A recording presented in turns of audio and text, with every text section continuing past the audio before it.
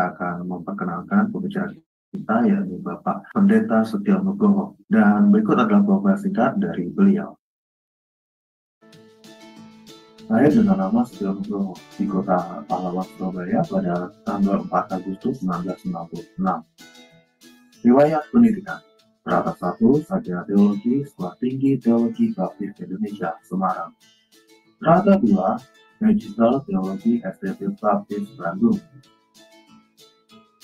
Strata 3, Doktor Teologi Institut Kristen Borneo. Hipnoterapis PhD. Superman. Behavior Character BBC. Pengalaman. Wakil Ketua 1 Bidang Akademik STT Baptis Bandung dari mulai tahun 2013 sampai tahun 2015.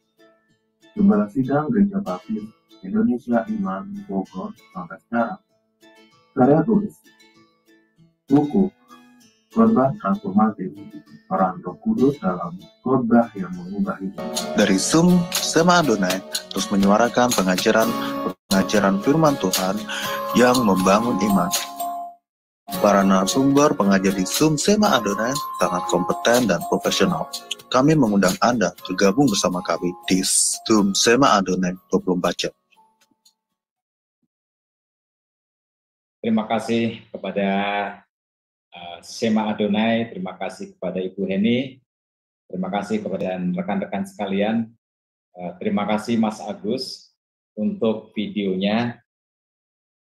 Kita bicara secara berkelanjutan, itu tentang kisah para rasul, kitab kisah para rasul. Ya, itu lebih menguntungkan kalau kita memang secara berurutan belajar firman Tuhan. Ya, baik. Nah, kali ini kelanjutan dari Senin yang lalu, topik kita adalah dampak kuasa Roh Kudus pada hari Pentakosta. Ya, dampak kuasa Roh Kudus di hari Pentakosta didasarkan kepada kitab Kisah Para Rasul pasal 2 ayat 14 sampai dengan 40. Saya bacakan sejenak, mungkin nggak usah semua. Ayat 14, maka bangkitlah Petrus berdiri dengan ke-11 rasul itu, dan dengan suara nyaring ia berkata kepada mereka, "Hai kamu orang Yahudi dan kamu semua yang tinggal di Yerusalem, ketahuilah dan camkanlah perkataanku ini. Orang-orang ini tidak mabuk seperti yang kamu sangka, karena hari baru pukul 9. Tetapi itulah yang difirmankan Allah dengan perantaraan Nabi Yoel akan terjadi pada hari-hari terakhir. Demikianlah firman Allah, bahwa aku akan mencurahkan rohku ke atas semua manusia, maka anak-anakmu laki-laki dan perempuan akan bernubuat, dan teruna-terunamu akan mendapat penglihatan-penglihatan, dan orang-orangmu yang tua akan mendapat mimpi. Juga ke atas hamba-hambaku laki-laki dan perempuan akan kucurahkan rohku pada hari-hari itu, dan mereka akan bernubuat. Dan aku akan mengadakan mujizat-mujizat di atas di langit, dan tanda-tanda di bawah di bumi, darah dan api, dan gumpalan-gumpalan asap. Matahari akan berubah menjadi gelap gulita, dan bulan menjadi darah sebelum datangnya hari Tuhan, hari yang besar dan mulia itu. Dan barang siapa yang berseru kepada nama Tuhan akan diselamatkan." Nah, teman-teman sekalian, kelanjutannya nanti kita sambil melihat, kita teringat kepada apa yang disampaikan oleh Tuhan Yesus di dalam kitab Kisah Para Rasul pasal 1 ayat yang ke-8. Tuhan Yesus berkata, "Kamu akan menerima kuasa kalau Roh Kudus turun ke atas kamu, dan kamu akan menjadi saksiku di Yerusalem, di Yudea, Samaria, sampai ke ujung bumi." Nah, Tuhan Yesus menanamkan ke dalam hidup murid-muridnya sebuah misi. Ya, kita ada di dalam dunia ini bukan sebuah kebetulan. Tuhan menghadirkan kita di bumi yang bulat ini untuk sebuah misi. Dan misi itu dipertegas oleh Tuhan Yesus yang disebut sebagai amanat agung. Bahwa murid-murid, setiap orang percaya, termasuk kita semua, bahwa kita harus memberitakan Injil, bahwa kita harus mengabarkan kabar keselamatan, bahwa kita harus menjadi saksi bagi Kristus kepada orang-orang yang belum percaya, yang belum mendengar berita tentang Tuhan Yesus ataupun belum memiliki Tuhan Yesus di dalam kehidupannya. Nah, jadi kita harus mengerti, kita harus garis bawahi, kita ada untuk sebuah misi. Dan misi yang ditanamkan oleh Tuhan Yesus adalah amanat agung. Tetapi murid-murid ingin membelokkan misi itu. Di Kisah Para Rasul pasal 1 ayat yang ke-6, mereka mencoba untuk menegosiasikan misi yang Tuhan berikan. Mereka berkata, Tuhan, maukah engkau pada masa kini memulihkan kerajaan bagi Israel? Nah, pertanyaannya adalah, mengapa? Apa motivasi mereka untuk menegosiasi ulang misi yang Tuhan berikan untuk mereka? Nah, teman-teman sekalian, ketakutan yang mereka alami sewaktu Tuhan Yesus ditangkap dan kemudian disalibkan menjadi pengalaman yang buruk yang akhirnya mempengaruhi keberanian mereka. Kita tahu bahwa setelah itu mereka mengurung diri, bersembunyi di dalam sebuah ruangan yang dikunci. Nah, bagaimana dalam keadaan yang seperti itu mereka bisa menjadi saksi? Nah, itu sebabnya mengapa Tuhan Yesus berkata, tunggu di Yerusalem sampai kamu menerima janji Bapa. Kamu akan menerima Roh Kudus. Dan ketika Roh Kudus turun ke atas kamu, kamu akan menerima kuasa. Nah, tanpa Roh Kudus, kita tidak akan punya keberanian untuk menjadi saksi Kristus. Sama seperti para murid-murid ini. Tetapi ketika Roh Kudus dicurahkan pada hari Pentakosta itu, semuanya menjadi berubah. Nah, dalam perikop ini, kita lihat bagaimana dampak dari kuasa Roh Kudus di dalam hidup murid-murid Tuhan Yesus. Roh Kudus memenuhi orang percaya dengan roh keberanian. Saya ulangi sekali lagi. Roh Kudus memenuhi orang percaya dengan roh keberanian. Nah, itu sebabnya kita dalam pembacaan tadi, Petrus berdiri dan Petrus berbicara dengan suara yang nyaring. Dia berbicara tentang firman Tuhan.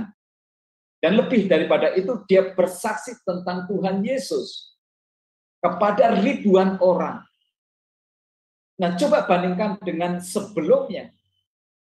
Petrus dikuasai oleh ketakutan, bahkan ketika dia ditanya, bukankah kamu juga pengikut dia? Dia menyangkal sampai 3 kali. Tetapi sekarang ketika Roh Kudus turun, sesuatu terjadi. Petrus bukan lagi Petrus yang sama, Petrus bukan lagi Petrus yang ketakutan, Petrus bukan lagi Petrus yang tiba-tiba hilang keberaniannya. Petrus menjadi Petrus yang sama sekali baru, dengan berani, dia berdiri di hadapan ribuan orang dan berbicara dengan suara yang nyaring. Nah, teman-teman sekalian, keberanian adalah merupakan hasil atau dampak ketika Roh Kudus dicurahkan ke dalam hidup orang percaya. Rasul Paulus pernah berkata, sebab Allah memberikan kepada kita bukan roh ketakutan, melainkan roh yang membangkitkan kekuatan, kasih, dan ketertiban. Ya, sebab Allah memberikan kepada kita bukan roh ketakutan, melainkan roh yang membangkitkan kekuatan, kasih, dan ketertiban. Dampak dari kuasa Roh Kudus adalah keberanian.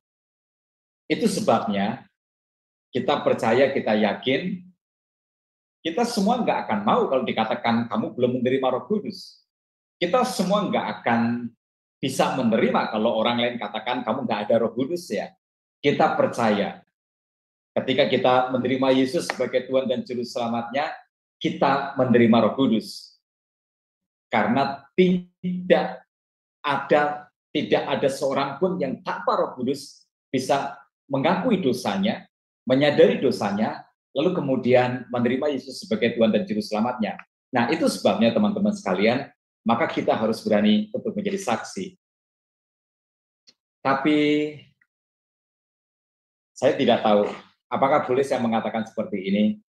Kita sepertinya sedang krisis keberanian. Ya, kita sepertinya sedang krisis keberanian.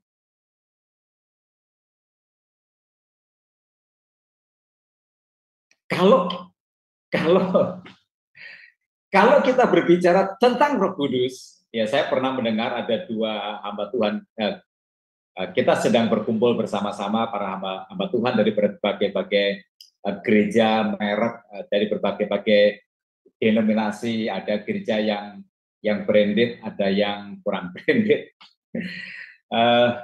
Lalu kemudian salah seorang dari hamba Tuhan itu berbicara tentang Roh Kudus.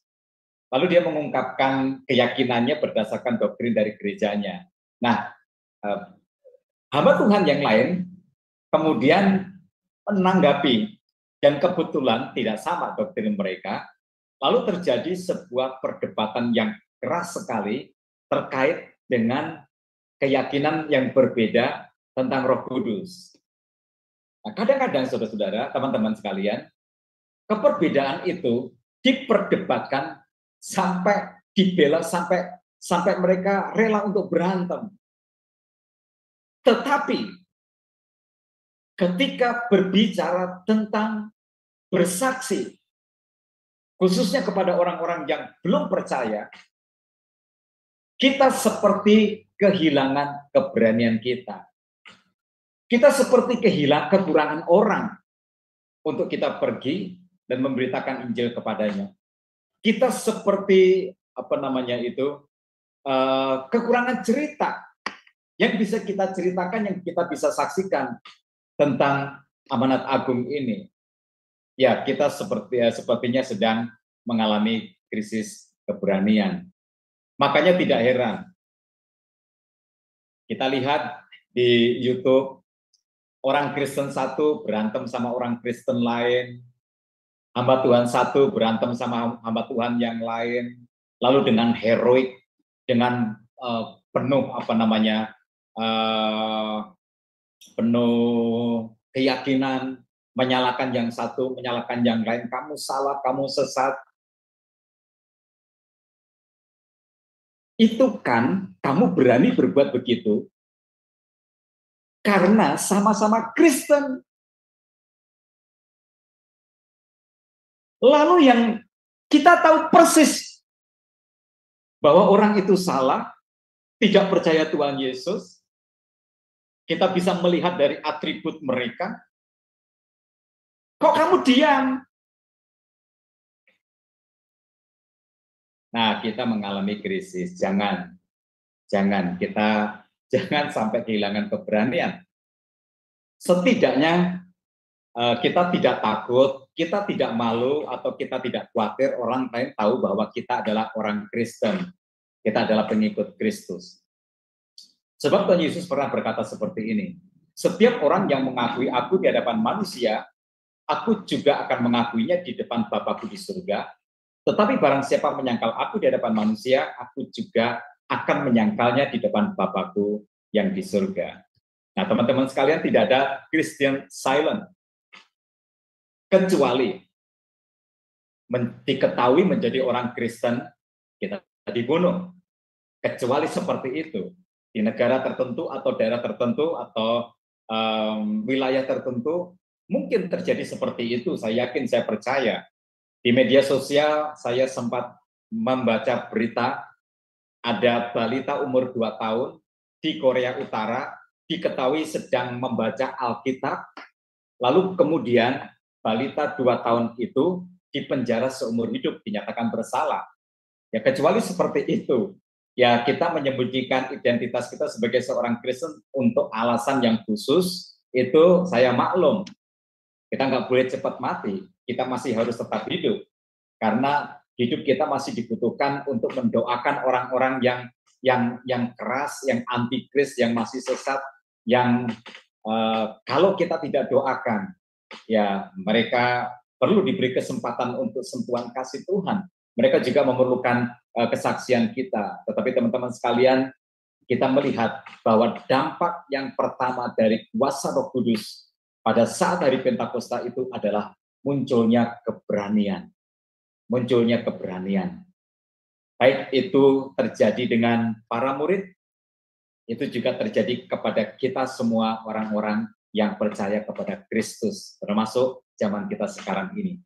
Nah, kemudian selanjutnya kita melihat bahwa karena Roh Kudus, Petrus berani berbicara tentang firman Tuhan. Ya, Petrus berbicara tentang firman Tuhan dengan berani. Kalau kita melihat di dalam ayat yang ke-14, Petrus berkata, camkanlah perkataanku ini. Lalu kemudian kalau kita melihat di ayat yang ke-22, dia berkata, hai orang-orang Kristen, dengarlah perkataan ini. Nah, kata camkan dan dengarlah, itu memberi kepada kita pengertian bahwa saat firman Tuhan disampaikan, maka para pendengar wajib untuk mencapkan baik-baik pesan dari firman Tuhan itu, dan pendengar harus mendengarkan dengan baik-baik apa yang disampaikan oleh pemberita firman Tuhan itu. Nah, kita tahu bahwa Petrus adalah pengkhotbah yang dinamis. Petrus adalah pengkhotbah yang berapi-api. Tetapi tidak peduli firman Tuhan disampaikan dengan berapi-api atau dengan kalem, dengan tenang. Jemaat punya tanggung jawab untuk mendengarkan dengan baik setiap pemberitaan firman Tuhan. Supaya apa yang kita dengar itu masuk ke dalam pikiran kita, masuk kemudian ke dalam hati kita tidak salah paham atau kita tidak salah untuk mengerti. Nah, mendengar dengan sungguh-sungguh firman Tuhan itu sangat penting, karena berkat kita itu ditentukan oleh sikap kita terhadap firman Tuhan. Nah, itu sebabnya kalau kita mau ke gereja, kita masih di rumah mau berangkat, ya doa kita, doa jemaat sebelum berangkat, supaya diberi telinga seorang murid. Supaya ketika kita pergi ke gereja, firman Tuhan disampaikan, kita memiliki hati dan telinga yang mau mendengar dan yang mau belajar firman Tuhan. Nah, kalau kita melihat sebelumnya, di perikop yang sebelumnya, di bagian yang akhir, setelah Roh Kudus itu dicurahkan pada hari Pentakosta, di mana ada suara angin yang berdesau, lalu kemudian ada lidah-lidah api, dan kemudian murid berbicara dalam bahasa-bahasa yang lain. Nah, murid-murid ini ada yang menuduh mereka bahwa mereka mabuk oleh anggur. Ya, mabuk oleh anggur. Mereka berbicara dalam bahasa-bahasa yang lain, tiba-tiba mereka berbicara, lalu orang Mesir bisa mendengarnya sebagai bahasa Mesir, orang Libanon bisa mendengarnya sebagai bahasa Libanon, orang Media mendengarnya sebagai bahasa Media, orang Kirene mendengarnya sebagai bahasa Kirene, dan seterusnya, orang Arab mendengarnya sebagai bahasa Arab. Ya. Atas fenomena ini, kemudian ada orang yang menuduh bahwa orang-orang ini, murid-murid Yesus, mabuk oleh anggur. Nah, jika ini benar, ini merupakan kabar baik bagi kita semua. Mengapa? Karena kita tidak perlu capek-capek belajar bahasa asing. Kita nggak perlu kursus, kita cukup minum anggur sampai mabuk, lalu kemudian tiba-tiba kita bisa berbicara bahasa asing. Memang orang yang tidak percaya itu suka yang aneh-aneh. Ya, argumentasinya ngasal, asal bunyi, ngasal ngomong, nggak masuk akal, tapi diomong. Yang penting saya tidak percaya. Nah, itu memang penyakit orang yang tidak percaya. Nah, di ayat yang ke-15, Petrus menjelaskan, orang-orang ini tidak mabuk seperti yang kamu sangka karena hari baru pukul 9. Nah, teman-teman sekalian, pesta Hari Raya Pentakosta tidak pernah diselenggarakan pagi hari. Tidak ada orang Yahudi yang berpesta pora makan minum di jam 9 pagi. Nah, karena itu bagaimana mungkin para murid ini mabuk anggur? Nah, kemudian Petrus mengutip sebuah nubuatan dari Nabi Yoel yang menjelaskan tentang apa yang sebenarnya sedang terjadi pada saat itu. Di dalam ayat 17 sampai dengan 21 dikatakan, akan terjadi pada hari-hari terakhir, demikianlah firman Allah, bahwa aku akan mencurahkan rohku ke atas semua manusia, maka anak-anakmu laki-laki dan perempuan akan bernubuat, dan teruna-terunamu akan mendapat penglihatan, dan orang-orangmu yang tua akan mendapat mimpi. Juga ke atas hamba-hambaku laki-laki dan perempuan akan kucurahkan rohku pada hari-hari itu, dan mereka akan bernubuat.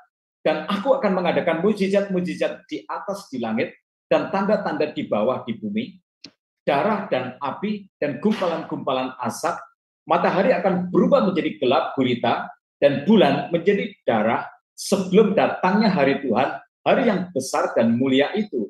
Dan barang siapa yang berseru kepada nama Tuhan akan diselamatkan.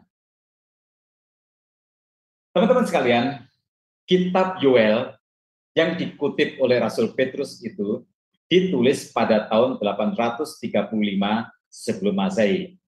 Ya, ditulis kira-kira tahun 835 sebelum Masehi. Sedangkan Petrus pada saat dia mengutip ayat itu terjadi di tahun 33 Masehi. Jadi sudah hampir 900 tahun yang lalu. Janji firman Tuhan di dalam kitab Yoel ini dijanjikan oleh Tuhan, lalu itu digenapi. Nah, ini artinya apa? Artinya adalah bahwa Petrus mengimani bahwa yang terjadi pada hari itu, di hari Pentakosta itu adalah penggenapan dari nubuatan kitab Yoel yang ditulis hampir 900 tahun yang lalu. Tetapi walaupun itu sudah ditulis 900 tahun yang lalu, janji firman Tuhan itu digenapi. Jadi apa meaningnya? Meaningnya adalah seperti ini. Firman Tuhan tetap kekal untuk selama-lamanya. Tidak peduli umur firman Tuhan itu 900 tahun yang lalu atau 1.000.000 tahun yang lalu. Firman Tuhan itu hidup dan firman Tuhan itu tetap berlaku sampai hari ini. Jadi jangan ragu tentang firman Tuhan. Jangan tidak percaya terhadap janji Tuhan yang ditulis di dalam Alkitab kita. Kebenaran firman Tuhan tidak pernah expired. Nah, jadi apa pelajarannya bagi kita teman-teman sekalian? Pelajarannya adalah bahwa kita harus tetap percaya bahwa janji firman Tuhan itu pasti digenapi. Firman Tuhan itu adalah ya dan amin. Nah, kita harus berpegang teguh kepada firman Tuhan. Kemudian kita juga melihat karena Roh Kudus, Petrus memiliki keyakinan yang teguh tentang Tuhan Yesus. Petrus memiliki keyakinan yang teguh tentang Tuhan Yesus. Di dalam ayat 22 sampai dengan 24, lalu kemudian kita lompat ke ayat 32, dikatakan begini. Ayat 22 sampai dengan 24, hai orang-orang Israel, dengarlah perkataan ini, yang aku maksudkan ialah Yesus dari Nazaret, seorang yang telah ditentukan Allah dari yang dinyatakan kepadamu dengan kekuatan-kekuatan dan mujizat-mujizat dan tanda-tanda yang dilakukan oleh Allah dengan perantaraan dia di tengah-tengah kamu seperti yang kamu tahu. Dia yang diserahkan Allah menurut maksud dan rencananya telah kamu salibkan dan kamu bunuh oleh tangan bangsa-bangsa durhaka, tetapi Allah membangkitkan dia dengan melepaskan dia dari sengsara maut, karena tidak mungkin dia tetap berada dalam kuasa maut itu. Lalu ayat 32, Yesus inilah yang dibangkitkan Allah, dan tentang hal itu kami semua adalah saksi. Maksudnya apa? Orang dengan kuasa Roh Kudus tidak akan pernah ragu sedikit pun tentang Tuhan Yesus. Imannya tidak akan goyah bahwa Tuhan Yesus adalah penggenapan janji Allah untuk keselamatan manusia. Bahwa Tuhan Yesus disalibkan untuk membayar hukuman dosa kita. Jadi, hanya melalui Tuhan Yesus sajalah manusia diselamatkan. Kemudian kalau kita lihat ke ayat 36, di situ Petrus membuat sebuah kesimpulan tentang Tuhan Yesus. Dia katakan begini, jadi seluruh kaum Israel harus tahu dengan pasti bahwa Allah telah membuat Yesus yang kamu salibkan itu menjadi Tuhan dan Kristus. Allah telah membuat Yesus yang kamu salibkan itu menjadi Tuhan dan Kristus. Frase menjadi Tuhan dan Kristus berarti adalah bahwa Yesus itu Mesias. Yesus itu adalah juru selamat yang dijanjikan Allah dari sejak semula, dari sejak zaman purbakala. Jadi teman-teman sekalian, saya termasuk orang yang tidak akan mau bila Tuhan Yesus dipersamakan penyebutannya dengan Nabi Isa. Saya nggak mau. Karena antara Yesus dan Isa itu dua orang yang berbeda. Dua pribadi yang berbeda.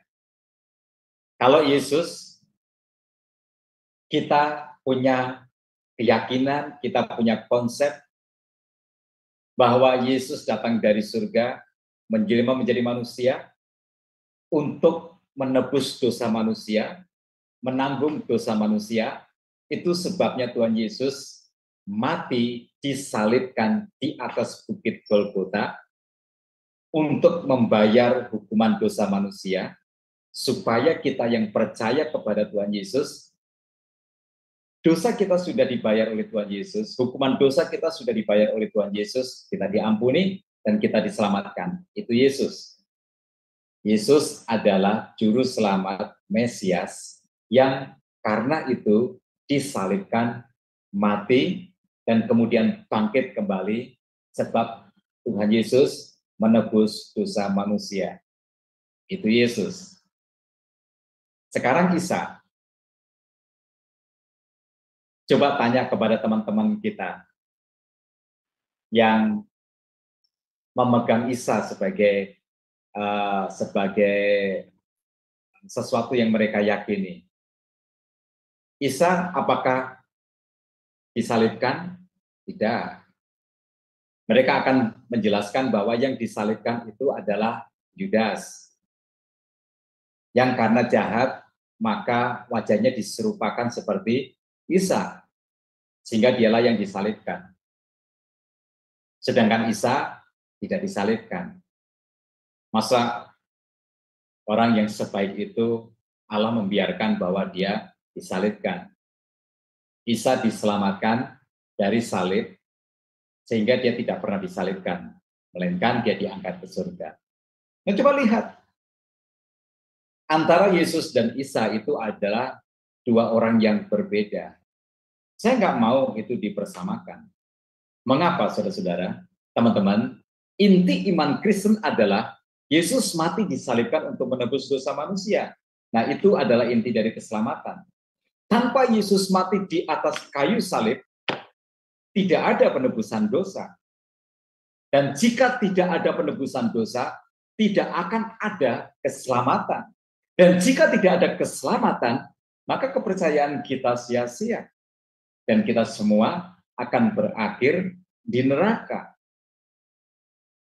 Jadi, pesannya adalah, jangan malu punya Tuhan yang mati untuk menebus dosa manusia. Karena itu justru menunjukkan keagungan dari kasih Tuhan. Kita punya Tuhan yang maha kasih. Kita punya Tuhan yang maha adil. Kita punya Tuhan yang maha kuasa. Kita punya Tuhan yang maha suci. Tetapi kita punya Tuhan yang juga maha kasih. Nah, itu sebabnya kita jangan pernah malu punya Tuhan yang mati.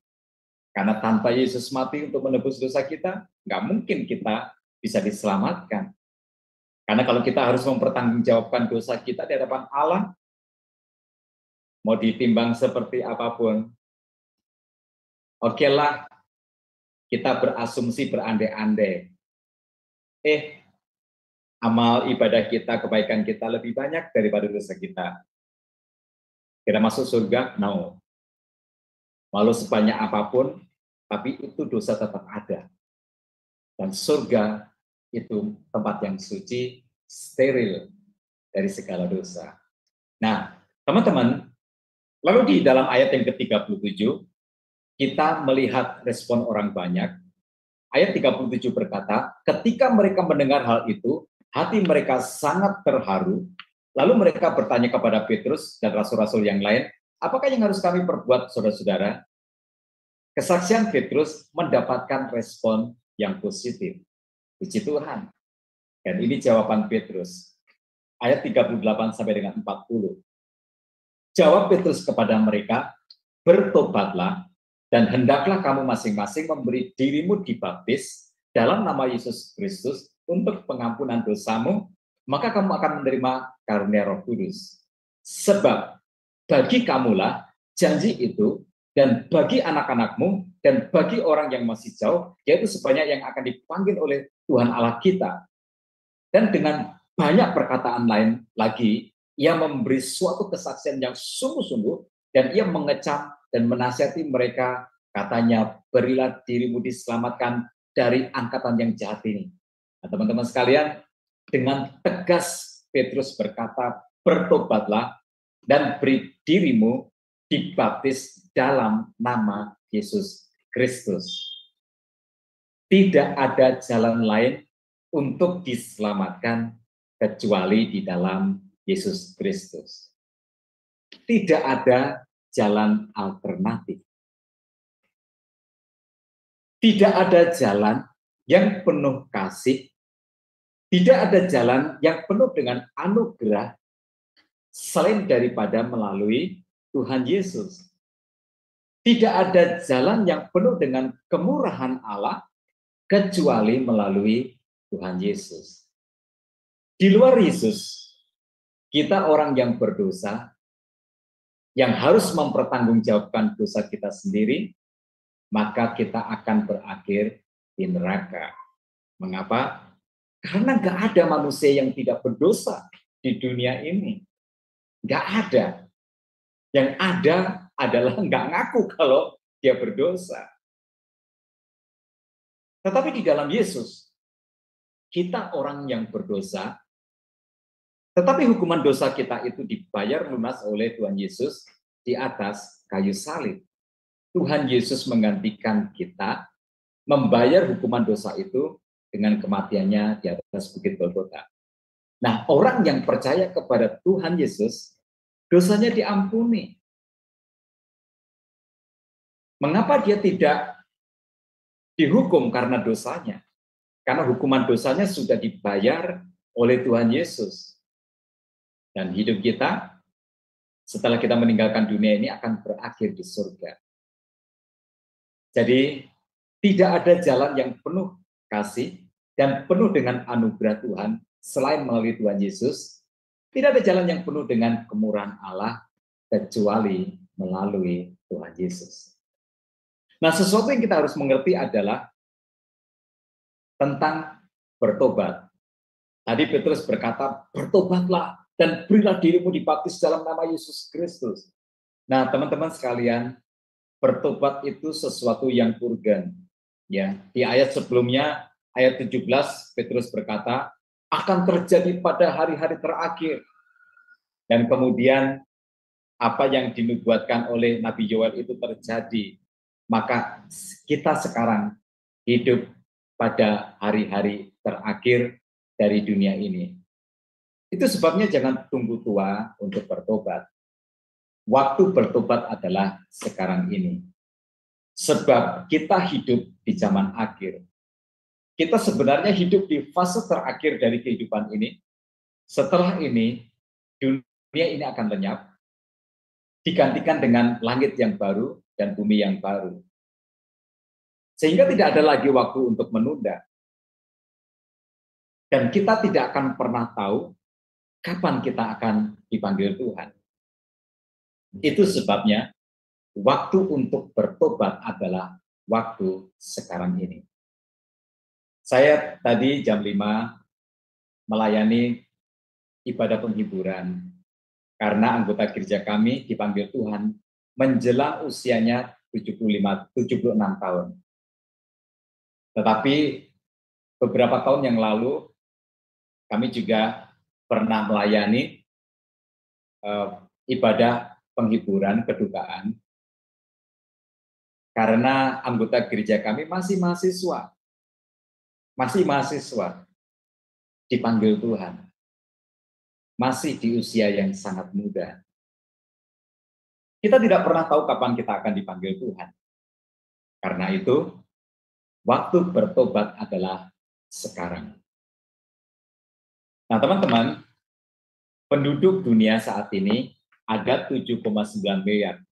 Itu data tahun 2022, tahun kemarin. Ya. Penduduk dunia saat ini ada 7,9 miliar.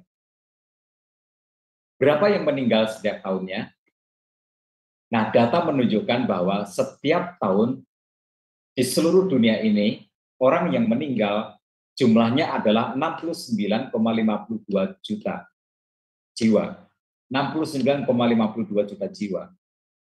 Dan sebagian dari mereka belum percaya Tuhan Yesus. Nah, coba bayangkan bahwa ada puluhan juta orang yang setiap tahunnya pergi ke neraka. Setiap tahunnya, karena masih ada orang yang belum percaya Tuhan Yesus, belum mengenal Tuhan Yesus, setiap tahunnya ada puluhan juta orang yang pergi ke neraka. Kematian bagi kebanyakan orang itu bukan kematian yang indah, seperti yang terjadi dengan orang yang percaya. Orang yang percaya ketika meninggalkan dunia ini, Tuhan berkata, "Selamat datang anakku di rumah Bapamu yang di surga. Mari berbahagia dalam kebahagiaan yang sejati." Tapi bagi banyak orang yang lain, kematian tidak seperti itu. Pintu surga tertutup baginya, sebab dia belum memiliki juru selamat. Nah, bayangkan, jika yang ke neraka itu adalah keluarga kita, orang-orang yang kita kasihi, bayangkan jika yang ke neraka itu adalah saudara-saudara kita. Bayangkan jika orang yang pergi ke neraka itu adalah sahabat kita sendiri atau teman kita sendiri. Dan bayangkan, jika sebenarnya kita bisa membuat perbedaan untuk akhir hidup mereka. Seperti yang diceritakan di dalam ayat yang ke-41, orang-orang yang menerima perkataannya itu memberi diri dibaptis, dan pada hari itu jumlah mereka bertambah kira-kira 3.000 jiwa. Puji Tuhan, ternyata dari kota Petrus yang berani itu, dalam pengurapan Roh Kudus, ada orang yang percaya dan menyambut kesaksian atau berita keselamatan di dalam Kristus itu, dan jumlah mereka cukup banyak, yaitu 3.000 jiwa. 3.000 jiwa itu akhirnya memiliki akhir kehidupan yang indah di dalam Tuhan. Nah, teman-teman sekalian, kesaksian kita bisa membuat perbedaan besar dalam hidup orang lain. Surga, neraka orang lain sebagian tergantung dari kesaksian kita. Nah, itu sebabnya yuk kita bersaksi. Yuk kita kobarkan keberanian kita untuk memberitakan firman Tuhan. Yuk kita biarkan api yang menyala-nyala pada saat Roh Kudus menjamah kita, membuat kita memiliki hasrat yang gak bisa dipadamkan untuk kita memberitakan Injil, untuk membawa orang kepada Kristus, untuk memberitahu orang lain yang belum percaya kepada Tuhan Yesus. Teman-teman, kita lihat betapa luar biasa dampak dari kuasa Roh Kudus. Melalui apa yang terjadi pada hari Pentakosta itu, Roh Kudus memberikan kepada para murid ini keberanian. Kita juga punya Roh Kudus, maka kita memiliki roh yang membangkitkan kekuatan, kasih, dan ketertiban. Kita enggak dikuasai oleh rasa takut. Itu sebabnya jangan takut. Kita juga melihat bahwa dampak kuasa Roh Kudus begitu luar biasa sehingga murid-murid Yesus itu berani memberitakan firman Tuhan, percaya kepada firman Tuhan, bahwa apa yang terjadi pada hari Pentakosta itu adalah merupakan penggenapan dari firman Tuhan. Tidak peduli bahwa itu sudah ditulis 900 tahun yang lalu. Firman Tuhan itu tetap kekal untuk selama-lamanya. Nah, teman-teman sekalian, mari yuk kita berani untuk berpegang teguh kepada firman Tuhan. Jika Roh Kudus menjamah kita, maka nggak akan ada keraguan tentang firman Tuhan. Dan yang terakhir, Roh Kudus memperteguh keyakinan kita tentang Tuhan Yesus. Bahwa di bawah kolong langit ini tidak ada satu nama yang olehnya manusia dapat diselamatkan kecuali di dalam nama Yesus. Amin. Kiranya Tuhan memberkati kita semua. Saya kembalikan kepada mediator kita. Saya serahkan kepada Bro Kodex. Ya, silakan Bro Kodex. Terima kasih Pastor Nugroho. Wah, pemaparan yang luar biasa, memberikan dampak juga ya bagi kita semua di sini ya, yang mendengar dan menyaksikan di Zoom ini, Zoom Sema Adonai, dan juga di channel-channel yang berafiliasi dengan Sema Adonai ya. Di nama Tuhan Yesus. Jadi saya dapat tahu nih, makin mengerti kuasa Roh Kudus dan dampaknya pada hari Pentakosta. Jadi berdasarkan kebenaran firman Tuhan yang diungkapkan, dikupas bagi kita ya, ayat per ayat ya, dari ayat 14 hingga 40. Bagaimana dampak kuasa Roh Kudus pada hari Pentakosta. Oke, sebentar lagi akan dibuka sesi Q&A ya, bagi Bapak Ibu dan saudara-saudari. Boleh kiranya Bapak Ibu raise hand ya, berikan sign raise hand. Jadi saya akan berikan mic-nya atau unmute. Sebelumnya saya mau bicara dulu sama Pastor Nugroho. Memang begitu luar biasa ya dampaknya nih Pastor. Sampai-sampai saya lihat memang Petrus, Rasul Petrus ya, itu berani mengatakan kepada orang-orang tentang Yesus Kristus yang tersalib kepada mereka. Jadi itu kesaksian yang luar biasa ya. Ya. Nah, saya coba pertanyaan yang coba saya mau berikan kepada Pastor. Setelah Petrus bersaksi ya, dia dengan berani itu, apakah Petrus akan ya katakan ini ya, pengertiannya gini, kalau begitu usia tidak menghambat orang berani akan mengatakan apa yang sesuai dengan firman Tuhan dalam kategori firman yang sudah digenapi. Nah, bahwa apa yang membuat dia berani ini, apakah dia tidak khawatir nantinya ada apa-apa? Karena udah terlalu berani atau memang sedang beraninya, dia nggak khawatir lagi akan gimana nanti apa yang akan menimpa dirinya, karena keberaniannya itu bisa kan mendampak bagi orang yang mendengar. Orang yang mendengar nanti kan mengatakan bisa iya, bisa tidak, bisa ya bergembira atau menerima, bisa tidak atau mengalami penolakan. Nah, efek dari penolakan ini kan membuat ya katakanlah bagaimana nanti khawatir nyawanya Petrus setelah mengatakan kebenaran firman Tuhan ini, dia tidak lagi khawatir wah nanti ada apa-apa dengan kehidupan. Nah, itu bagaimana nih? Ya, kita melandaskan kepada nas kita ya. Dalam perkara ini Petrus menjadi tokoh utama, ya. Menjadi tokoh yang pemain utama yang dikedepankan ya dari dalam episode ini. Petrus sebelumnya sudah melihat apa yang terjadi dan sempat dia mengalami ketakutan yang amat sangat. Tuhan Yesus ditangkap, Tuhan Yesus diadili, walaupun tidak ditemukan kesalahan pada proses pengadilan itu, tetapi orang banyak atau atas provokasi para alim ulama, maka Tuhan Yesus disalibkan. Ya, Tuhan Yesus disalibkan. Dan itu sebuah peristiwa yang terkejam yang pernah terjadi. Dengan kata lain, Petrus tahu tentang akibat atau resiko. Ya, tahu akibat atau resiko. Nah, itu sebabnya biasa yang terjadi adalah setelah pemimpin utamanya itu ditangkap dan dibunuh atau dihukum mati, maka dicari pengikut-pengikutnya yang lain. Ya, seperti itu.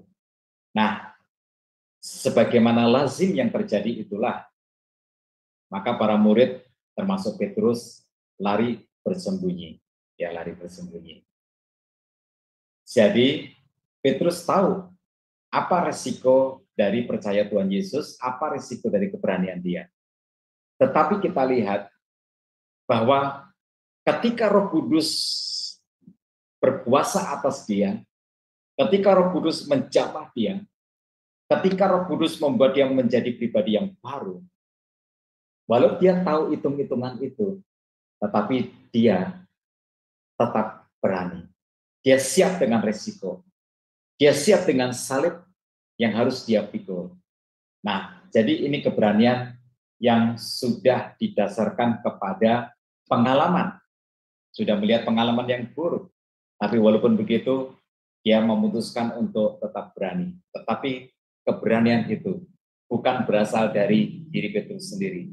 Keberanian itu berasal dari Roh Kudus. Bukan karena usianya masih muda, tentu Petrus sudah cukup matang dengan usianya. Bukan karena dia belum berpengalaman, sehingga dia sembrono, sehingga dia bisa dikatakan terlalu berani kamu Petrus. No, tidak. Ya, kita melihat proses yang terjadi dalam hidup Petrus itu sudah lengkap. Sudah lengkap. Risiko terburuk sudah dialami oleh Tuhan Yesus. Dan dia menyaksikan dengan rasa ketakutan. Tetapi kita lihat kuasa Roh Kudus, dampak dari kuasa Roh Kudus itu. Seseorang bisa dimerdekakan dari penjara ketakutan, dari belenggu ketakutan. Nah, itu mengajar kita semua, yuk, saya tidak katakan, yuk kita berani. Kalau seperti itu, maka itu keberanian yang berasal dari diri kita sendiri. Maka saya anjurkan untuk kita semua, yuk, kita berserah diri kepada Roh Kudus. Roh Kudus adalah roh yang dijanjikan Tuhan Yesus supaya kita tidak yatim piatu. Supaya kita tidak sendirian di tengah-tengah dunia ini. Maka kita berserah diri kepada Roh Kudus, lalu kemudian Roh Kudus menguasai hati kita, pikiran kita, dan segala imajinasi negatif kita. Semua khayalan-khayalan yang negatif, yang buruk, yang mengerikan itu, biarlah itu ada di dalam kekuasaan Roh Kudus. Biarlah Roh Kudus membersihkannya dan memberikan kepada kita sebuah keberanian ilahi. Jadi, Bro Kodex, yang saya maksudkan adalah bukan yuk kita berani, yuk kita bangkitkan keberanian kita, tidak. Maka itu keberanian yang berasal dari diri kita sendiri. Tetapi kita berserah diri kepada Roh Kudus. Roh Kudus, kuasai hatiku. Kuasai cara aku berkhayal. Karena seringkali orang Kristen mengkhayalkan yang buruk-buruk.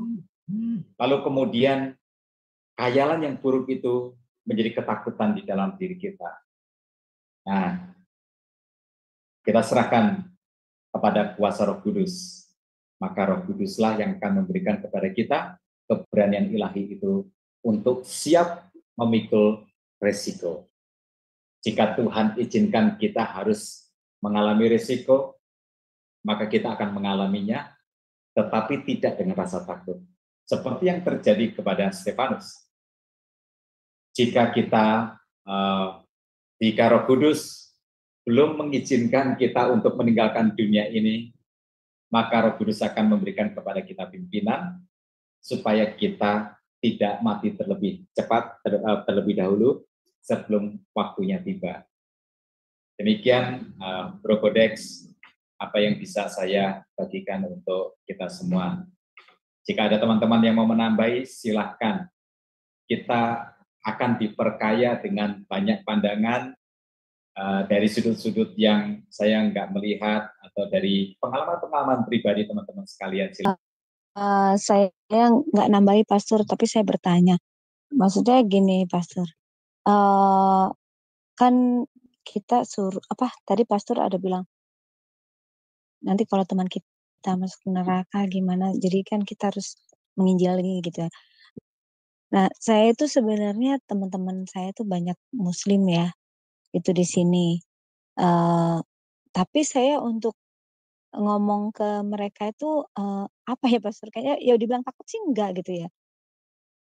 Cuman saya nggak mau apa karena itu ya karena saya ngomong itu terus dia takutnya ya bukan takut sih maksudnya nanti dia tersinggung apa gimana saya nggak mau menyinggung gitu ya karena masalah agama tetapi saya itu eh, kalau dia sharing gitu ya sama saya itu saya kasih nasehatnya itu maksudnya saya kasih pendapat itu seperti ajaran kita gitu loh Pastor. Terus apa saya ya apa cuman melakukan yang terbaik aja gitu buat dia enggak maksudnya dia nanya dia sharing gitu itu saya itu sih saya kasih tahu gitu sesuai dengan ajaran kita karena kita tahu kan pastor ajaran mereka seperti apa gitu. Bahkan dulu saya pernah eh, apa di waktu saya kerja di Taiwan itu teman-teman saya kan semua dari seberang tuh. Nah, itu mereka kalau udah kesel sama temennya atau dia apa kecewa berat lah gitu. Lalu sharing sama saya cuma bilang janganlah kamu jangan terlalu membenci gitu kan. Terus mereka juga ada sih yang bilang biar aja saya mau sembahyang malam kata dia. Saya mau biar biar Tuhannya lah yang membalas katanya kan gitu.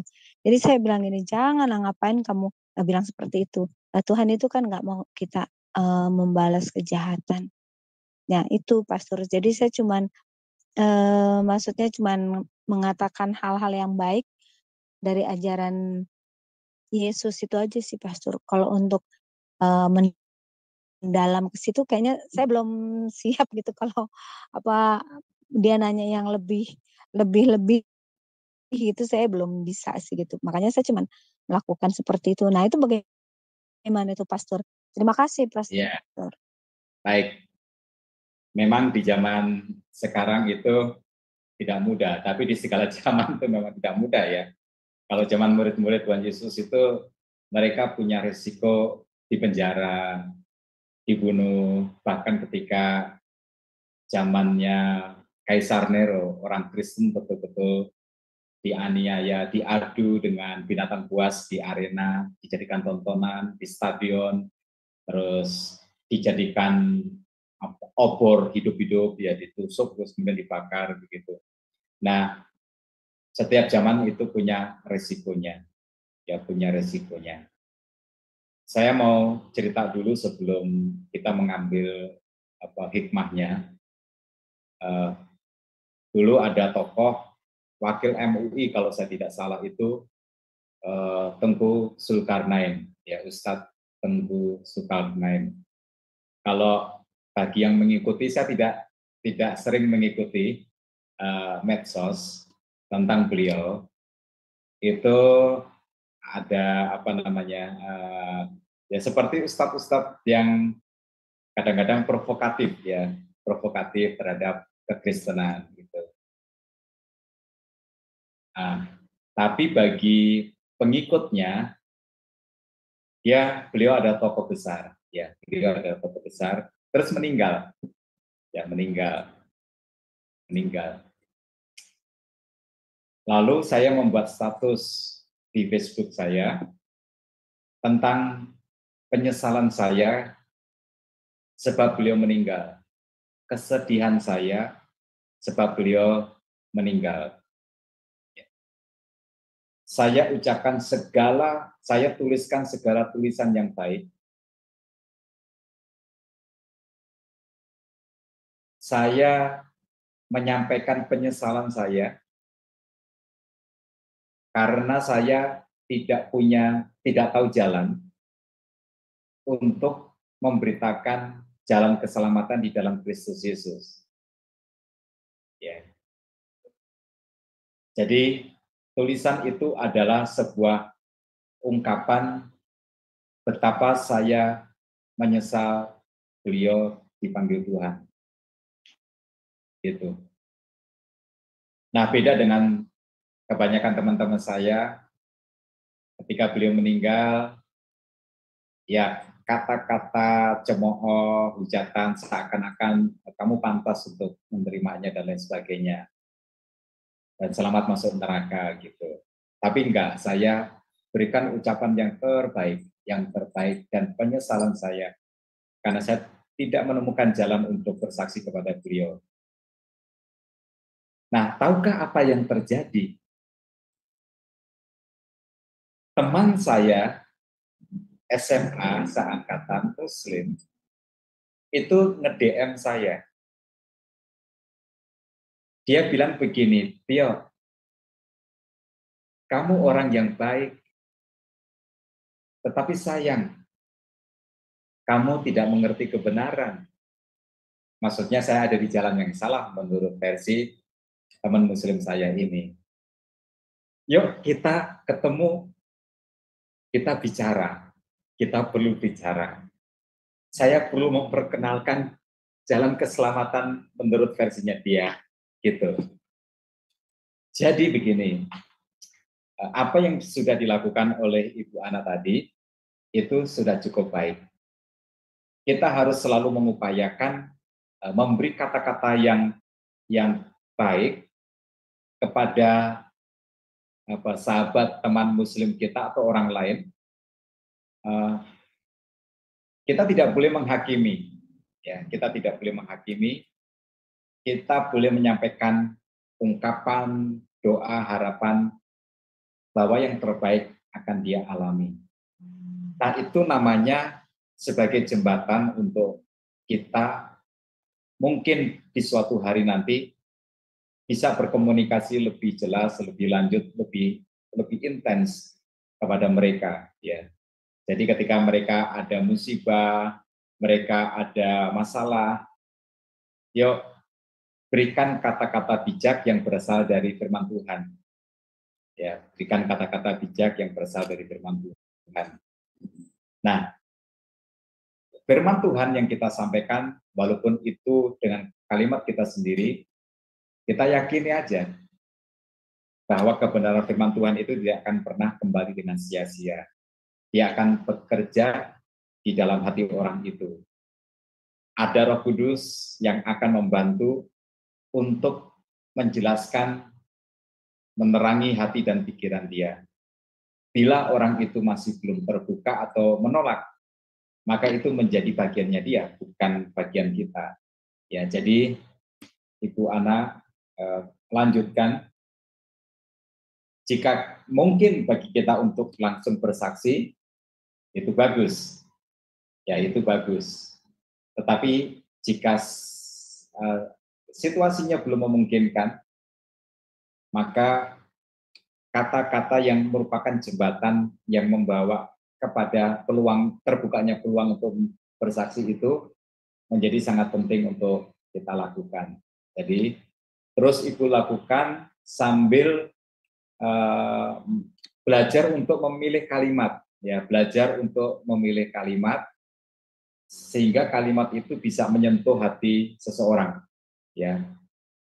Lalu karena tersentuh, akhirnya itu timbul gerakan dari hati dia untuk kemudian membalas, berkomentar ataupun menanyakan kenapa kamu bisa berkata seperti itu, gitu. Nah, itu menjadi sebuah kesempatan untuk kita bersaksi. Jadi kemana-mana, yuk teman-teman, saya seringkali di Facebook itu membaca status orang marah-marah, orang Kristen mengecam orang lain, memaki karena perlakuan yang tidak adil. Hati boleh panas, tetapi jempol ini harus dalam pengurapan Tuhan untuk menuliskan, mengetikkan kalimat-kalimat yang memberkati orang lain.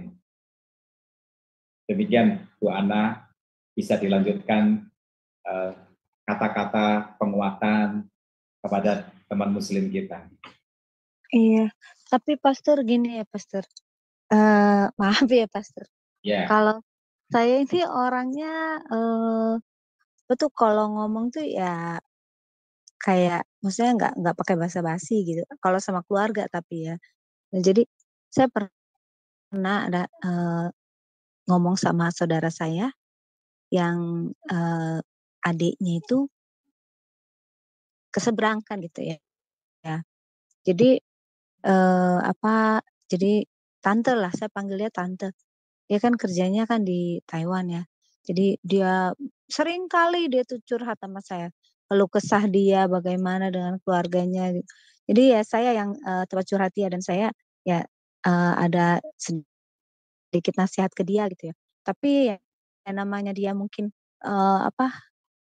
saya bingung ya, dia sih agamanya Katolik tapi nggak begitu gitu loh. Maksudnya karena mungkin di Taiwan jadi dia nggak ke gereja ya gitulah gitu. Kayaknya kurang berdoa gitu. Bukan saya menghakimi tapi memang dia sendiri bilang gitu kan.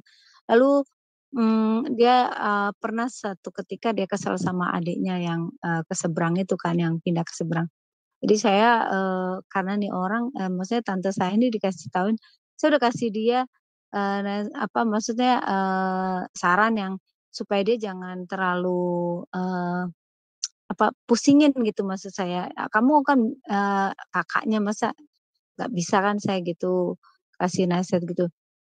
Karena dia sering masih aja nanya mulu jadi akhirnya saya giniin, "Ya maaf ya Pas," terus saya bilang gini, "Ya susah sih ya kalau orang udah ke seberang itu kayaknya aturannya udah beda," saya bilang gitu, Pastor. Aduh, maaf ya Pastor saya jadi ngomong kayak gitu karena, emang kayaknya dia itu, susah ya dibilang gitu. Pastor tahu sendirilah kalau orang udah keseberangan gitu ya, bukan kita, menilai jelek, emang realitanya kan banyak ya seperti itu. Nah itulah Pastor, jadi saya kalau sama keluarga ya memang saya, eee awalnya sih saya, kasih tahu yang saya juga nggak mau lah pakai nada tinggi, nggak, paling saya kasih tahu baik-baik gitu. Tapi kalau misalkan masih, "Kenapa sih kok ini begini? Kenapa sih kok ini begini?" Jadi kalau mereka terus-terus nanya gitu, jadi saya langsung bilang, "Ya susah orang dia udah ke seberang," saya jadi ngomong kayak gitu. Itu aja sih Pastor, terima kasih Pastor. Tuhan Yesus berkati. ya, Tuhan berkati. Ya, ya. Saya ingat uh, anggota gereja, seorang ibu, anaknya udah besar-besar semua, lalu anak laki-lakinya satu-satunya itu memberitahu bahwa calon dia bukan orang Kristen dan dia akan menikah tidak secara Kristen, ya. Sesuai dengan aturannya, ya dia harus mengucapkan kalimat syahadat dan lain sebagainya, ya.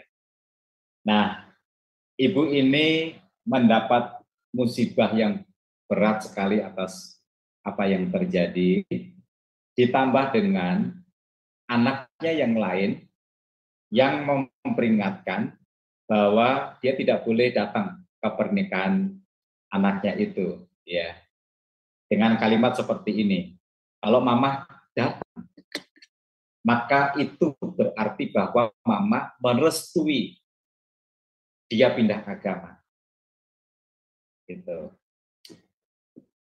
Jadi dengan sedih dia datang ke kami, ya, menceritakan apa yang harus dia lakukan. Lalu kami memberi nasihat, ibu harus datang karena itu adalah anak ibu. Walau itu berat, walau itu menyakitkan hati, tapi ibu harus datang. Mengapa? Begini, jika suatu hari nanti dia akan menghadapi masalah, dia harus tahu kemana dia harus pulang. Dia harus tahu kepada siapa dia harus datang. Dia akan datang kepada ibu. Dia tidak akan datang kepada orang yang menentangnya. Dia tidak akan datang kepada orang yang menyalahkan dia. Dia tidak akan datang kepada orang yang mengecamnya. Dia tidak akan datang kepada orang yang menghakiminya. Jadi akhirnya ibu ini datang. Ya pasti hatinya hancur ketika melihat ijab kabulnya dan lain sebagainya. Itu menjadi salib yang harus beliau pikul. Suatu tahun terjadi masalah besar. Si anak ini datang kepada ibunya, menceritakan semuanya, dan ibunya menyuruh dia, kembalilah nak ke jalan Tuhan. Akhirnya anaknya kembali ke jalan Tuhan. Ibu ini mendapatkan anaknya kembali. Nah, pelajaran dari kisah nyata itu adalah bahwa sekesal apapun, kata-kata yang baiklah yang harus terucap ke telinga orang. Mengapa? Supaya pada suatu hari nanti, ketika Roh Kudus bekerja pada saat yang tepat, maka kata-kata yang baik itu akan membawa dia untuk datang kepada kita. Dan itu menjadi sebuah kesempatan untuk kita memberitakan Injil, bersaksi tentang dia, menguatkan dia.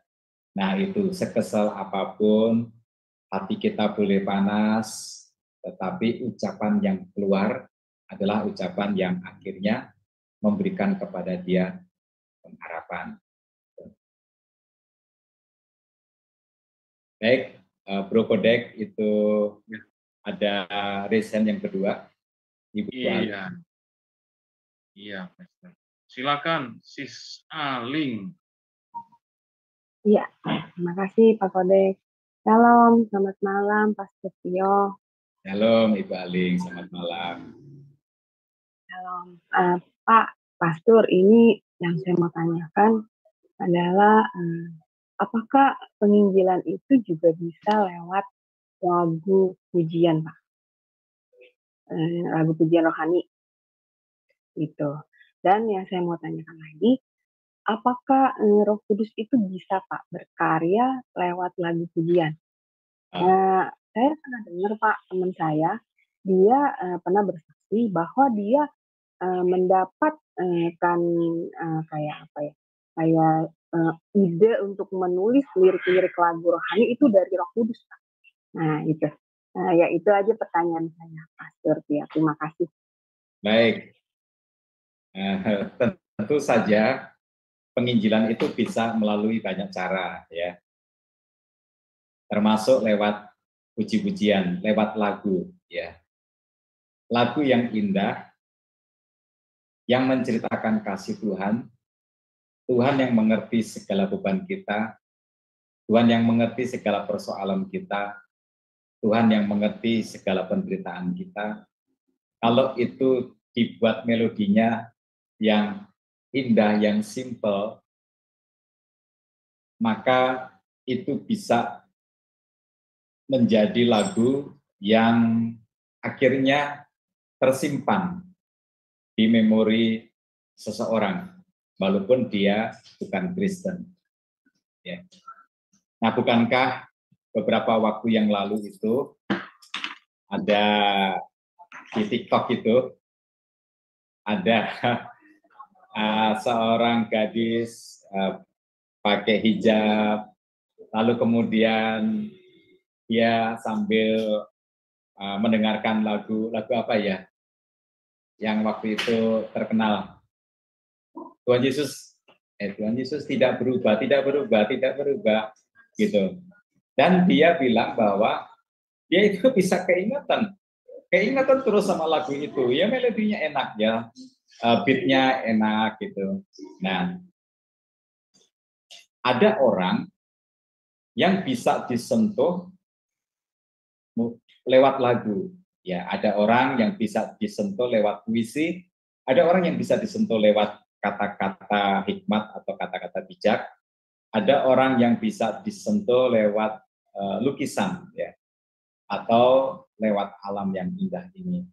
Maka lagu menjadi bagian untuk kita bersaksi. Pasti ada sebuah proses internalisasi dari lagu tersebut dalam diri seseorang, terutama bila orang itu memang suka musik, ya. Mungkin pertama yang dia suka adalah beatnya, melodinya, musiknya enak, asik gitu. Dia nggak terlalu respon terhadap syairnya mula-mula. Tapi percayalah, Roh Kudus itu juga bekerja kepada semua orang dengan maksud untuk membawa orang itu kepada kesadaran dia berdosa, dia butuh Tuhan, dan dia akan dibawa kepada Yesus, terlepas orang itu menerima atau tidak. Jadi, kalau Ibu Aling suaranya bagus, kenapa tidak? Nyanyikan puji-pujian lagu yang indah untuk Tuhan, agar lagu itu berdengung, agar lagu itu mengalami internalisasi di dalam jiwa seseorang, sehingga orang itu akhirnya nggak bisa lupa kepada lagu itu dan kepada pesan dari lagu itu. Ada banyak kesaksian, Bu. Ada banyak kesaksian. Itu baru-baru ini ada video di mana kelompok dari Cak Nun ya, itu lagu Natal terus diisi dengan syair mereka sendiri, terus dikecam ya. Jangan, biarin aja. Lagu Kristen dicomot, lalu kemudian dinyanyikan. Biarin, mula-mula akan seperti itu. One day, suatu hari nanti, Roh Kudus akan betul-betul membuatnya terbuka, sehingga dia bisa menerima, menikmati kebenaran dari syairnya. Nah, kalau itu terjadi, itu adalah sebuah sebuah persembahan kita untuk Tuhan. Ingat, waktu seseorang untuk percaya Tuhan Yesus merespon dengan positif itu, ada yang cepat, ada yang lambat, ada yang lambat sekali. Tapi nggak masalah. Tugas kita adalah bersaksi. Ya. Terima kasih. Iya, sebentar. Saling gimana? Iya, benar Pak Pastor. Saya memang suka bernyanyi dan saya suka menyanyikan lagu pujian itu di aplikasi singing, Pak, gitu. Dan benar memang saya melihat responnya itu, lagu yang saya nyanyikan itu banyak didengar oleh orang-orang yang dari seberang, gitu. Dan mereka menyukai gitu lagu-lagu yang saya nyanyikan. Puji Tuhan, Pak. Makanya saya sempat berpikir begini, apakah memang saya bisa menginjil lewat sebuah lagu pujian seperti itu, Pak. Jadi puji Tuhan, sekarang penjelasan dari Pastor Tio semakin meneguhkan saya untuk saya terus melakukan pelayanan penginjilan saya lewat lagu-lagu rohani. Seperti itu, Pak. Terima kasih. Ya, Tuhan.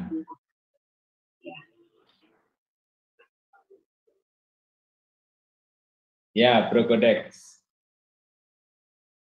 Iya, Pastor. Sorry tadi. Aku lihat memang sangat pertanyaan-pertanyaan. Jurusannya tepat ini. Ada pertanyaan berikutnya nih, yang ketiga dari Ibu Anita Handayani. Nah, ini kenalan lama Kodek nih. Selamat. Ini pertanyaannya tulis Pastor. Ya, Ibu Anita, apa kabar? Bu Anita mau langsung bicara juga boleh, Bu, sebenarnya. Tapi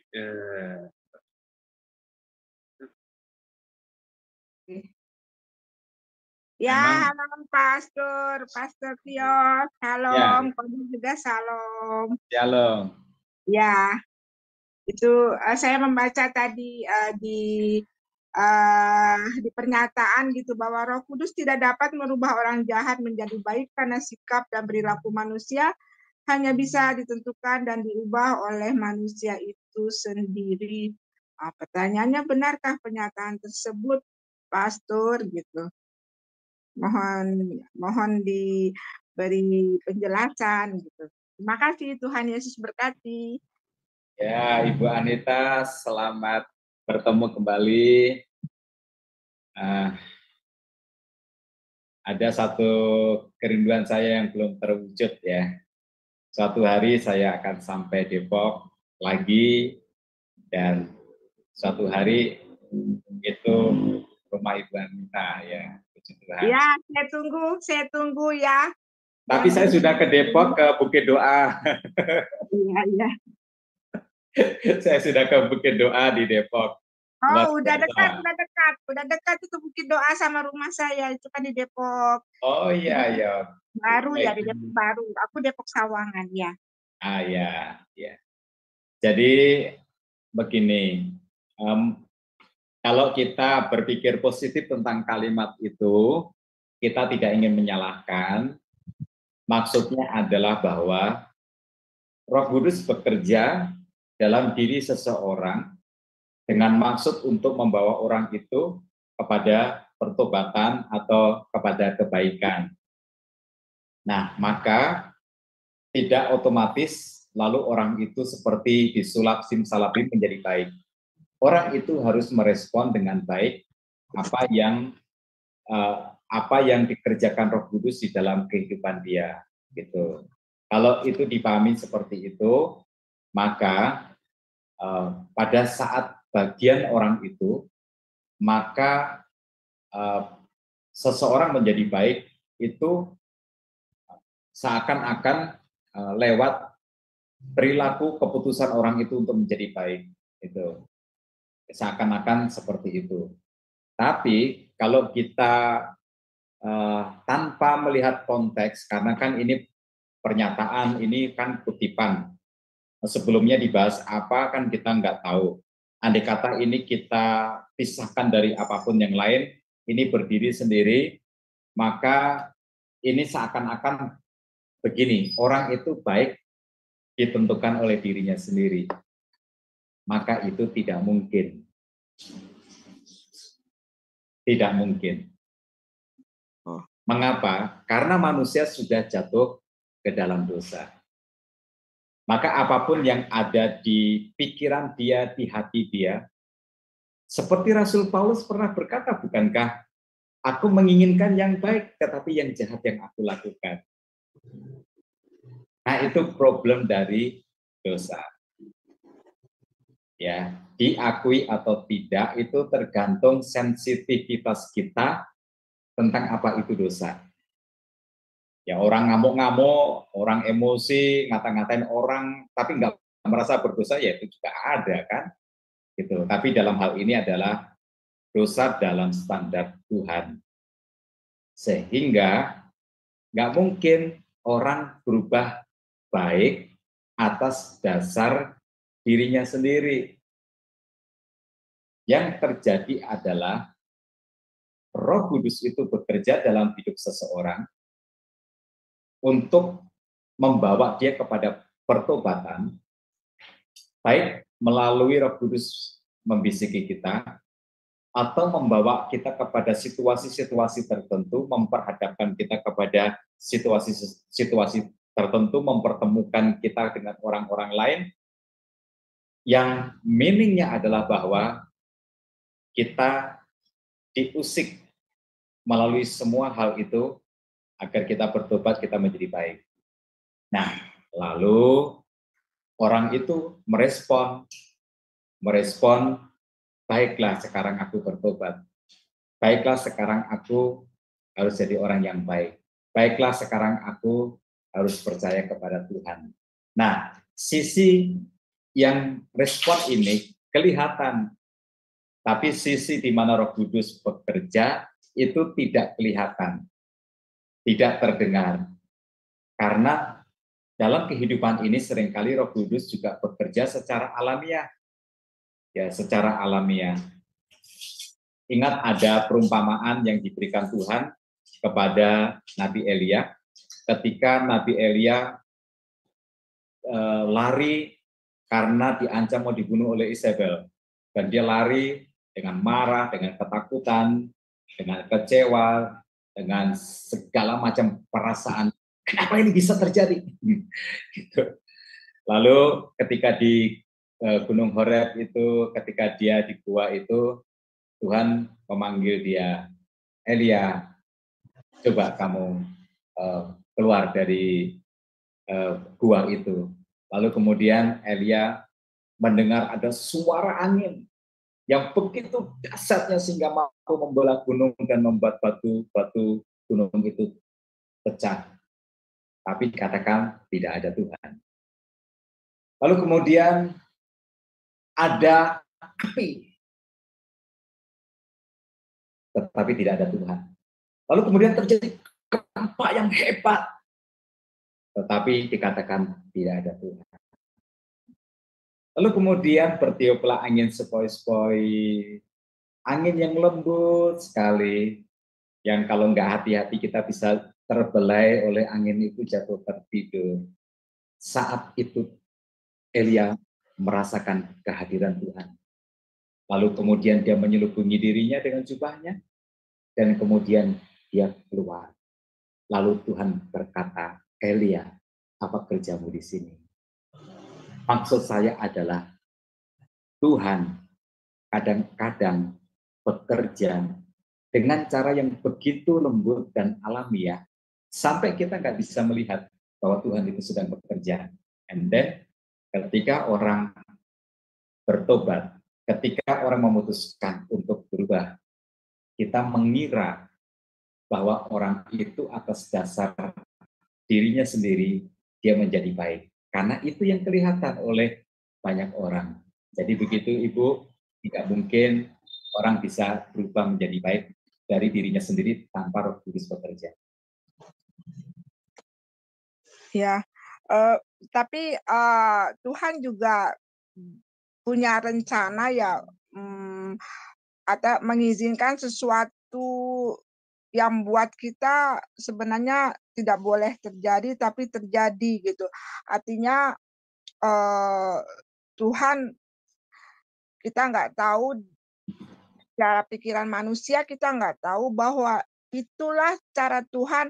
Seperti cerita Yusuf kan, cerita Yusuf juga seperti itu. Dia kan udah enak-enak jadi anak kesayangan Yakub gitu kan, lalu tiba-tiba dia dibuang ke sumur gitu. Ternyata dia nanti terakhirnya dia menyelamatkan keluarganya. Jadi artinya gini, Tuhan kadang-kadang mengizinkan sesuatu terjadi yang menurut manusia sebenarnya itu tidak bagus, tapi buat Tuhan itu bagus. Benar kan begitu, Pak Tio? Ya. Ya, betul Ibu. Ya. Contohnya ini saya ya, contohnya diri saya saja, nggak usah orang lain. Saya dengarkan. Ya, saya kan orang yang murtadin, ya kan? Saya orang murtadin. Lalu saya orang yang dicerai oleh suami saya, ya kan? Ya. Secara dunia saya nilainya merah, ya kan? Raportnya itu merah gitu. Tapi Tuhan, saya sampai kemarin terpilih sebagai pelayan kategorial PKLU, saya yang terpilih, pada di sana banyak orang yang seumuran saya lah, kenapa saya yang terpilih? Saya pada waktu itu menangis, bersyukur gitu. Tuhan ingin berkarya, menunjuk saya. Menurut manusia tidak benar, tapi Tuhan bilang orang ini bisa gitu. Kayak tadi juga aku disuruh berdoa, aku kan nggak pernah berdoa di depan orang rame, kan lagi rapat. Tiba-tiba aku suruh berdoa, aku tahu temanku, aku disuruh berdoa nih gitu kan. Ya udah berdoa saja gitu kan. Setelah aku berdoa, bagus kok Bu Anita doanya gitu. Itu saya merasa ya itu Tuhan izinkan sesuatu yang menurut firman Tuhan itu tidak boleh terjadi, tetapi ternyata terjadi karena Tuhan ingin membentuk saya gitu. Benar nggak begitu? Ya, betul itu. Ya. Itu jadi itu karya Roh Kudus ya, itu karya Roh Kudus ya, karya Tuhan.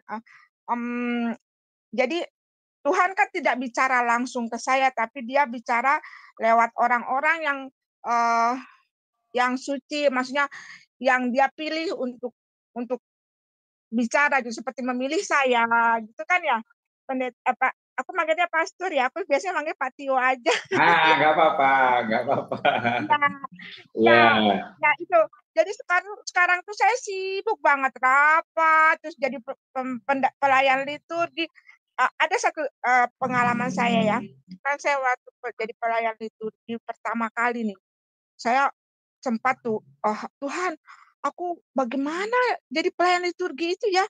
Aku nggak bisa, aku berdoa aja nggak bisa gitu kan, karena aku berdoa secara Kristen aku nggak bisa. Dimana tiba-tiba 2 hari sebelum saya menjadi pelayan liturgi, tiba-tiba datang 2 orang majelis gitu, membimbing saya untuk menjadi pelayan liturgi. Nah, pada hari H saya jadi pelayan liturgi, saya karena sudah persiapan, saya dengan percaya diri gitu ya melakukan. Tapi saya juga bertanya kepada majelis itu datang ke acara ibadah itu gitu yang waktu saya jadi pelayan liturgi. Lalu saya tanyakan apa kekurangan saya pada waktu saya bertugas tadi. Dia sampaikan, wah luar biasa, bagus wanita, bagus, hebat gitu. Benarkah? Benarkah? Aku bilang gitu. Itu Pak Tio. Jadi saya sekarang yakin bahwa Tuhan ingin membentuk saya seperti apa yang Tuhan mau. Betul kan? Seperti itu ya? Ya itu. Ya, itu pengalaman saya. Jadi saya nggak pergi ke tempat yang lain. Pengalaman saya gitu. Jadi kadang-kadang gini, ada yang saya pikir ya, Tuhan, saya nih nggak punya uang gitu kan, bagaimana padahal saya mau belajar gitar gitu kan, tiba-tiba saya dapat duit gitu, Pak Tio, lalu saya bisa bayar khusus gitar dan saya bisa beli gitar. Itu di luar logika saya loh, Pak Tio. Itu apakah itu bisa dikatakan bahwa itu adalah Tuhan mendengar doa saya begitu atau bagaimana? Pak Tio, tolong jelaskan ya. Baik. Ya, terima kasih Ibu Anita. Ya. Berani men-sharingkan tentang pengalaman hidup sebagai contoh ya. Jadi ada perbedaan cara manusia memaknai dan cara Tuhan memaknai tentang kehidupan ini. Ada nilai-nilai yang menurut kita semua berharga, sangat berharga, dan itu agung, itu indah, itu mulia. Tapi ada nilai-nilai yang Tuhan pandang itu nggak ada tandingnya, yaitu nilai kekekalan. Ya, nilai kekekalan. Sehingga perbedaan value, nilai, dan juga cara memaknai itu, itulah yang kemudian menjadi pergumulan buat kita semua. Ya. Yusuf tadi punya segala yang indah, dia punya keluarga, punya rumah untuk dia tinggal, punya bapak, punya kakak-kakak, punya seorang adik, punya kehidupan, ya, punya komunitas, punya sesuatu yang berakar dalam hidupnya, ya, punya kampung halaman dan lain sebagainya. Ya. Tapi itu indah menurut manusia. Sehingga ketika Yusuf harus kehilangan semua yang indah itu, dia menjadi budak, bahkan kemudian dia dipenjara,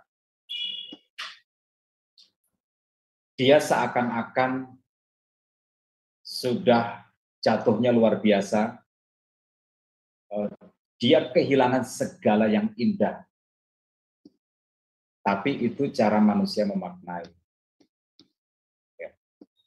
Tuhan mempunyai makna yang lain. Ya.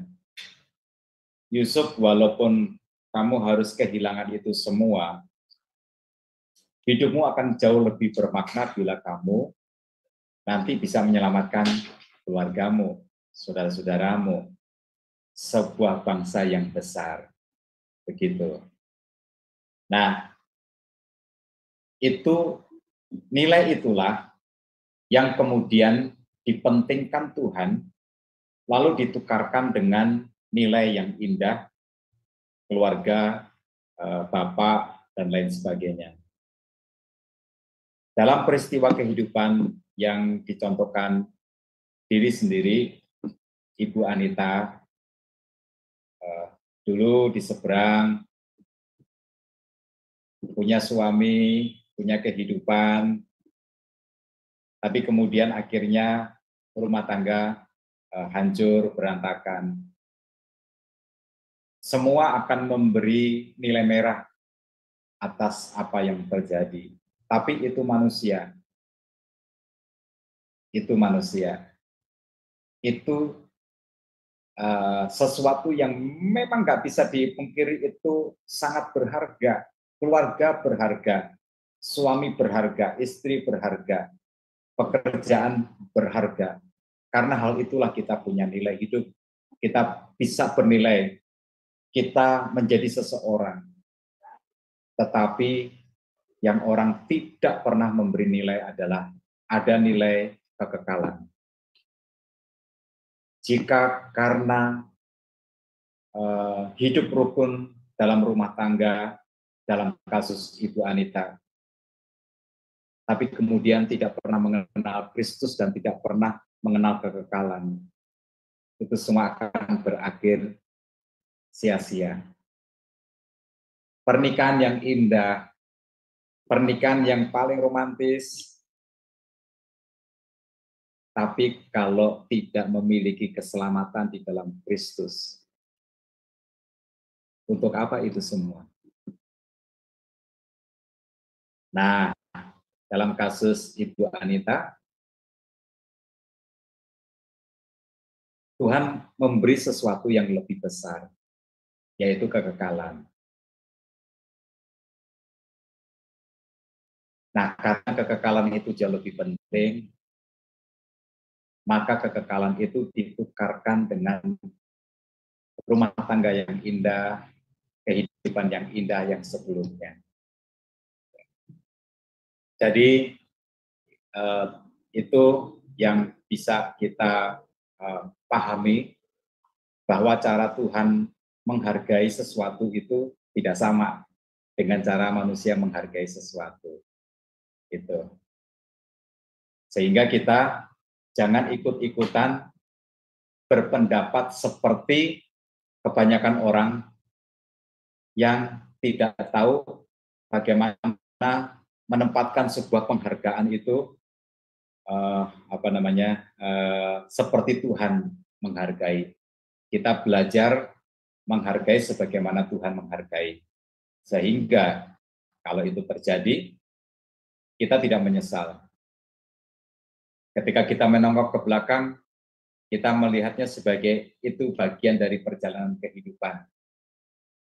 Kita kehilangan yang terbaik, kita mendapatkan sesuatu yang terbaiknya itu adalah kekal. Itu. Dan Tuhan sanggup untuk memberi pemeliharaan, pertolongan, dan itu tadi dicontohkan oleh Ibu Anita dengan bisa punya uang pada saat membutuhkan dengan jalan atau cara yang yang tidak sama seperti zaman dahulu ya, di kehidupan yang lama itu. Jadi saya berharap begitu juga teman-teman sekalian, bagaimana kita memandang, bagaimana kita menghargai, yuk kita belajar seperti Tuhan menghargai. Yes, seperti Tuhan menghargai. Bukankah Tuhan Yesus pernah berkata seperti ini? Kalau karena matamu kamu tersesat, jungkirlah. Lebih baik kita masuk surga walaupun dengan mata yang buta. Kalau karena kakimu kamu tersesat, potong aja kakimu. Lebih baik kita masuk ke dalam kerajaan surga daripada kita utuh tapi kita masuk ke neraka. Nah, itu berarti cara kita menghargai nggak sama seperti cara Tuhan menghargai. Ya, kita belajar bertumbuh untuk kita menghargai apa yang Tuhan hargai. Karena apa yang Tuhan hargai itu sampai kepada kekekalan. Ya, sampai kepada kekekalan. Baik, teman-teman sekalian, terima kasih untuk kesempatannya. Laptop saya lowbat, jadi setelah selesai doa ini mungkin saya pamit untuk keluar. Saya akan memberikan closing statement seperti ini. Jadi, yuk mari kita menyerahkan hidup kita kepada kuasa Roh Kudus. Karena melalui itu, kita akan memiliki keberanian untuk bersaksi. Kesaksian kita bisa membuat perbedaan besar dalam hidup orang lain. Ingat, surga nerakanya orang lain itu juga sebagian tergantung dari kesaksian kita. Maka, yuk kita bersaksi. Mari kita berdoa. Bapa Surgawi, terima kasih untuk kesempatan bisa bertukar pikiran, sharing, berdasarkan kebenaran firman Tuhan. Kami berdoa di dalam nama Tuhan Yesus. Biarlah hidup kami dibakar oleh api Roh Kudus. Lalu dengannya kami memiliki keberanian untuk bersaksi. Tuhan, sebab kesaksian kami bisa membuat perbedaan yang besar dalam kehidupan orang lain. Sebab surga nerakanya orang lain juga tergantung dari kesaksian kami. Maka semua kesaksian yang pernah kami sampaikan langsung ataupun tidak langsung Tuhan kepada orang lain, berkati supaya kebenaran firman Tuhan itu berbicara terus ke dalam hati mereka sampai mereka yang telah pernah mendengarkan kesaksian kami membuka hatinya untuk menerima Yesus sebagai Tuhan dan Juru Selamatnya. Lalu untuk hidup kami selanjutnya Tuhan pakai untuk kemuliaan nama Tuhan. Jadikan kami mampu bersaksi dan semakin berhikmat di dalam bersaksi, supaya kami semakin bijaksana menggunakan kesempatan yang ada. Terima kasih Bapa, di dalam nama Tuhan Yesus kami berdoa. Haleluya, amin.